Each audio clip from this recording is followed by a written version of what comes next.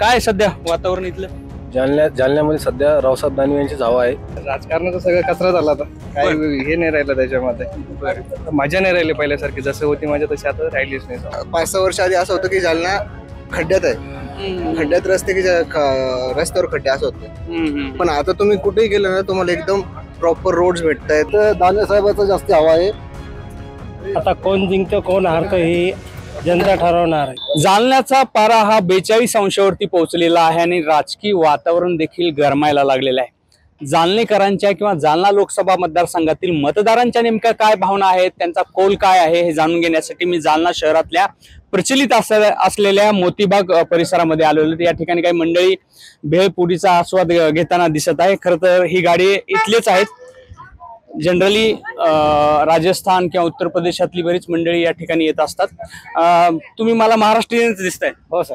बरं, काय वातावरण इथलं राजकीय वातावरण म्हटल्यानंतर सर आता बघू, दादाला बघू नाही तर कल्याण काळे सरला बघू. बरं, तुमचं अजून काही ठरलं नाही सर. बरं, काय अपेक्षा आहे, काय प्रगती काही झाली आपल्याकडली, जी विकास कामं आहेत तुमचा? तुम्ही इथले जालन्यातलेच आहेत ना? प्रॉपर जालन्याची विकास कामं भरपूर झालेली आहे. तरी रस्ते लाईनीचा प्रश्न असला, रस्त्याचा असला, हे जो मोतीबाग गार्डनचा असला ते पण झालेला आहे. बरं, भाजपच्या यांच्या दादाच्या कार्यामध्ये. बरं, म्हणजे तुमचं काही निश्चित ठरलंय का अजून? नाही सर, अजून नाही ठरलं. बरं, ठरवून घेऊ सर करायची. बर, हा भेळपुरीचा त्यांचा व्यवसाय आहे, आपण बघू शकत असाल तर. अशी सगळी मंडळी आहेत. काही लोक ऑर्डर दिली का ऑर्डर तुम्ही? हो, ऑर्डर दिलेली आहे. बरं, काय सध्या वातावरण इथलं? जालन्यामध्ये सध्या रावसाहेब दानवे यांची हवा आहे. कारण त्याने विकासाचे खूप कामं केलेली आहे जालन्यामध्ये, त्याच्यामुळे रावसाहेब दानवेची शक्यता जास्त आहे. काय विकास कामं केलीत असं? रोड असेल, नाल्या असतील, पाण्याचा प्रश्न असेल, रेल्वेचा प्रश्न असेल, या बाबतीत त्यांनी खूप सारे महत्वाची कामं केलेली आहे. त्याच्यामुळे रावसाहेब दानवे जालन्याचा तेच येण्याची शक्यता आहे. तुम्ही हे ठरवलंय निश्चित? हो, 100% ठरवलेलं आहे. इतर काही मंडळी देखील आहेत. आपण खरं तर खूप गरमी आहे, त्यामुळे वेगवेगळ्या पद्धतीचे ड्रिंक्स जे आहेत थंड घेण्यावरती भर आहे. मला वाटतं तुम्ही काही बोलायचंच नाही, आधी ठरवलंय का काय? असं का बरं? म्हणजे राजकीय काही आपली जबाबदारी नाहीये का? राजकारणाचा सगळं कचरा झाला आता, काही हे नाही राहिलं त्याच्यामध्ये, मजा नाही राहिली पहिल्यासारखी. जसं होती मजा तशी आता राहिलीच नाही. समजा म्हणजे नेमकं काय घडलं असं वाटतं? घडलं काय नाही, सगळं गट पूर्ण वेगवेगळे डिवायडर झाले, सगळ्या गोष्टी झाल्या. जी मजा पहिली होती ती आता राहिलीच नाही याच्यामध्ये. आता इंटरेस्टच थोडा हे झाला ना, इंटरेस्टच नाही राहिला राजनेतेमध्ये. सगळं कचरा करून टाकला. कोणत्या पक्षात चाललंय हे काही, ती भूमिका आम्हाला योग्य वाटत नाही. समजा मग आता मतदानच करायचं नाही का? नाही, मतदान करू आम्ही, जे आमच्या योग्य हिशोबाने आम्हाला जे योग्य वाटलं त्या हिशोबाने मतदान करू. समजा काही अपेक्षा असतात मतदाराच्या, सामान्य मतदार म्हणून उमेदवाराकडून असतात, त्या काही पूर्ण झाल्यात नाही झाल्यात? नाही, आतापर्यंत काही आमचं हे पडलंच नाही. समजा आतापर्यंत प्रश्न काही पडलाच नाही. की आपलं यांच्याकडे राजनीती लोकांकडे जायचं काही आतापर्यंत प्रश्न पडला नाही. त्याच्यामुळे काही आम्हाला ते अनुभवले नाही त्या गोष्टी. नाही, पण विकास कामाच्या बाबतीत तर असं विकास तर हा झाला थोडाफार. समजा असं जितका पाहिजे तितका तर नाही झाला. अजून काही गोष्टीचा जालन्यामध्ये भरपूर बाकीच आहे. जशी डेव्हलप व्हायची, महानगरपालिका भरपूर दिवस झाले, पण आतापर्यंत अजून काही दिसत नाहीये त्या गोष्टी. समजा आता महानगरपालिका घोषणा होणे जवळपास 6-7 महिने झाले, तसं काही प्रगती काही झालेली दिसतच नाहीये. त्या हिशोबाने असं काही हे नाही, विशेष वाटत नाही. समजा की इथं भरपूर काही सुविधा वगैरे झाल्या, तसं सध्या काहीच नाही. समजा मतदानाचं काही अजून ठरलं नाही, अजून तर नाही. बघू आता टायमाला जसं योग्य वाटेल त्या हिशोबाने करू. तुम्ही काय शिक्षणच घेता का? नाही, मी जॉब करतो. बरं, पुण्याला आहे.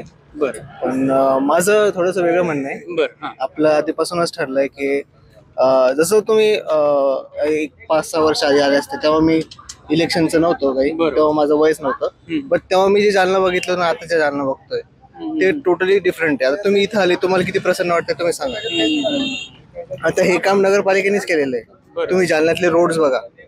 आधी असं 5-6 वर्ष आधी असं होतं की जालना खड्ड्यात आहे, खड्ड्यात रस्ते की रस्त्यावर खड्डे असं होते.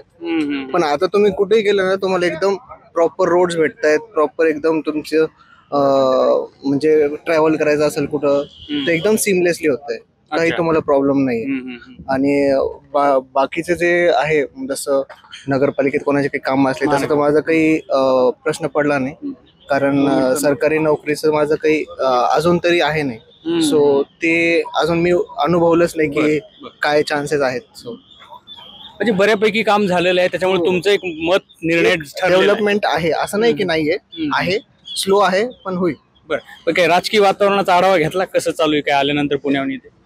नाही आता येऊन मला 2च तास झालेत. असं आहे का? हा मी आलेलं इथं चाललोय. बरं, आता हे अंदाज घेणार आहे समजा तुम्ही? हो बघू आता इलेक्शन साठी चाललोय मी. बर बर बर, म्हणजे आता तुम्ही त्या तयारीने आलात मतदानाच्या, त्याच्यामुळे तुम्ही अंदाज घेऊन करणार आहात का तुमचं ठरलेलं आहे? अंदाज घेऊन आता ठरलेलं तर आहे, बट बघू आता अजून.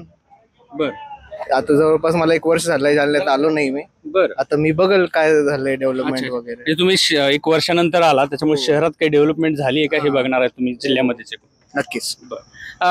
इतर काही मंडळी आहेत व्यावसायिक, जे बघू शकत असाल की खूप गरमी आहे आणि बर्फ गोळा खाण्याचा म्हणजे कोणालाही इच्छा होईल अशा प्रकारे ते बर्फ गोळ्याचा व्यवसाय या ठिकाणी करणारी मंडळी आहे.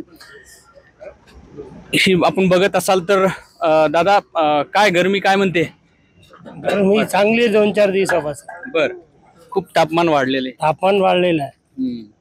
राजकीय राजकीय तापमान पण वाढलेलं आहे. बर, आता कोण जिंकतो कोण हारतो हे जनता ठरवणार आहे. हो, जनतेच्या हातात आहे. हा जनतेच्या हातात आहे. आता तुमचं काही ठरलं की नाही? पण आमचं ठरलं, आम्ही जे कॅन्डिडेट ठरला त्याला देऊ आम्ही मतदान आमचा. बर आता ते कसं गुप्त असतं, कोणाला सांगायचं नाही. बर, हे जे ठरवणं आहे हे नेमकं कशावर आधारित असतं? हे डेव्हलपमेंटवर. आता सिटीचं जे काही डेव्हलपमेंट केला दानवे साहेबांनी आणि भरपूर बाकी आहे, दुसरा कॅन्डिडेट आला तर ते काम होणार नाही. मग तेच ABCD वाचणार तो. बरोबर. तर मग जुन्या माणसाला दिलेलं काय आहे? माझं नाव इक्बाल खान. बर, पण मी दानवी समर्थक आहे. बर बर, वा, म्हणजे तुमचं काही बऱ्यापैकी ठरलेलं आहे समजा, असं समजू आपण.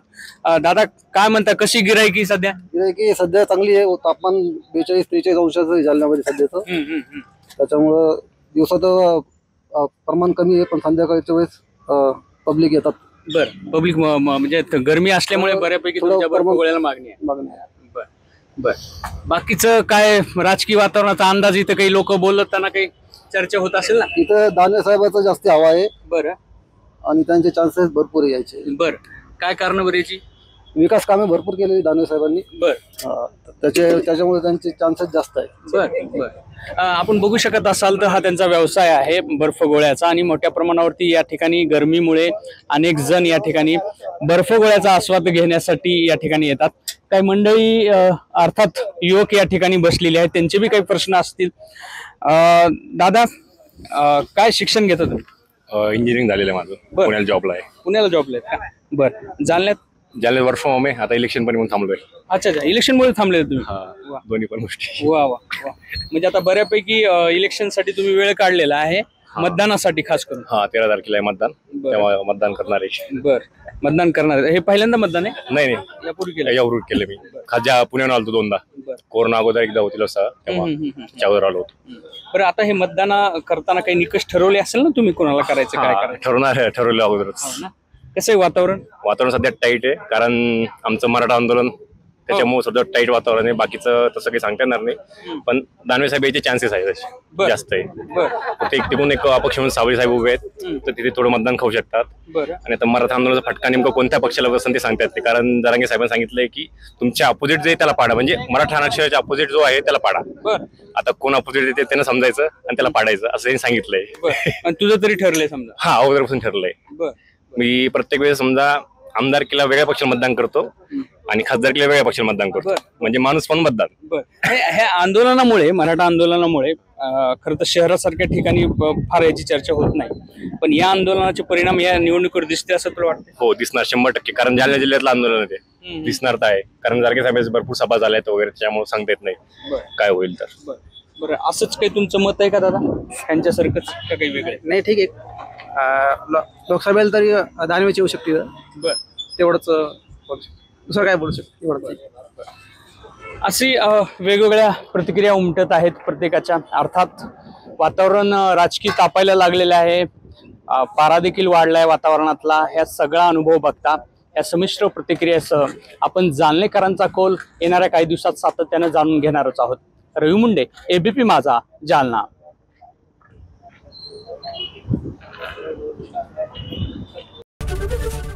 ABP माझा, उघडा डोळे बघा नीट.